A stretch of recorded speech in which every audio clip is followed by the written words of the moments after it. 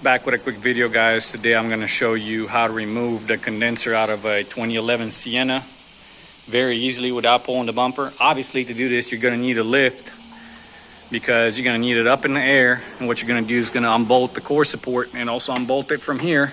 It'll give you a lot of movement up there. You can move it up and down, and then you'll be able to slide the condenser out from under here just like that, right out through there. No need to remove the bumper or anything like that. Just a splash guard. It's gonna be our old condenser. Got a leak right over here. Got our new condenser right over there.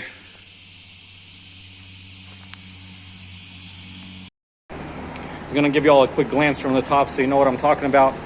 This is what I was talking about on bolting right here. And obviously at the bottom over there, so it'll give you room to move it up and down into the side. Now we got the new condenser in there and we're about to bolt it right back up.